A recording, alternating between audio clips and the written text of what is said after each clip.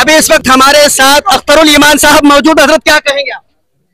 देखिए, इंडिया एक secular country का नाम है और हमारा सेकुलरिज्म ये कहता है कि सबके धार्मिक आस्था का आदर करो, अपने धर्म का पालन करो।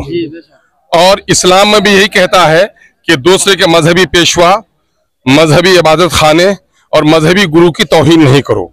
हम लोग उस पर अमल करते हैं। हम मुसलमानों का विश्वास ये है, इस संसार का खुदा एक है, अल्लाह एक है और इस कायनात का खालिक और मालिक एक ही है और उसके आखिरी पैगंबर का नाम हजरत मोहम्मद मुस्तफ़ा सल्लल्लाहु अलैहि वसल्लम। हमारा ईमान ये है, हम अपने बाप से, अपने बच्चे से, अपने खानदान से नहीं बल्कि अपनी जान से भी ज्यादा मोहब्बत अपने रसूल से करते हैं। पूरे हिंदुस्तान में पूरे हिंदुस्तान में इस वक्त काफी एफआईआर दर्ज हो चुके हैं, अभी अरेस्ट नहीं हुए बाबा।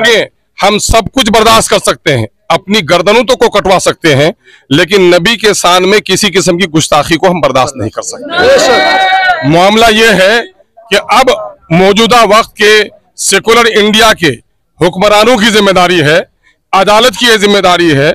हमारे इस कारवां में आज जो जम्मे गफीर लाखों की भीड़ आप देख रहे हैं, हजारों की, ये आज मुकदमा भी किया गया है उन पर।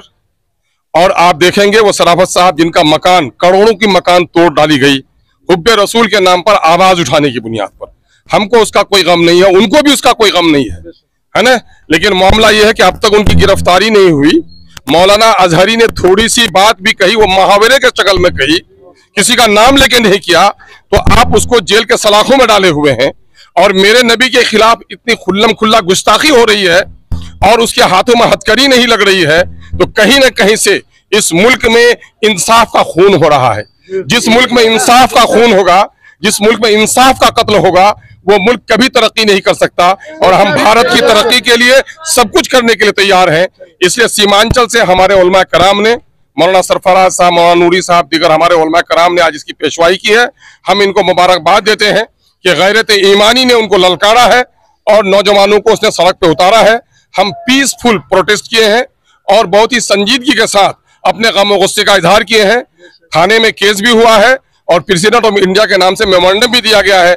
हम हुकूमत हिंद से मुतालबा करते हैं, सब लोग मिलकर, कि उस पर कड़ी से कड़ी कार्रवाई हो। बल्कि उनके तरह दूसरे जुमलेबाजों पर भी, जिन लोगों ने कहा है कि नबी को गालियां देकर फौरन शोहरत मिल जाएगी, शोहरत नहीं, ऐसे लोगों को जेल के सलाखों में भेजा जाए, इसका मुतालबा हम लोग।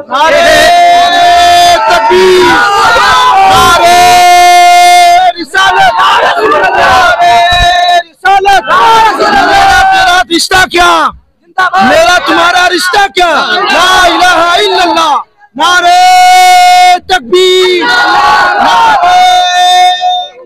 क्या कहेंगे रामगिरी के बारे में? रामगिरी को गिरफ्तार होनी चाहिए, रामगिरी को गिरफ्तारी होना चाहिए, गिरफ्तार होना चाहिए,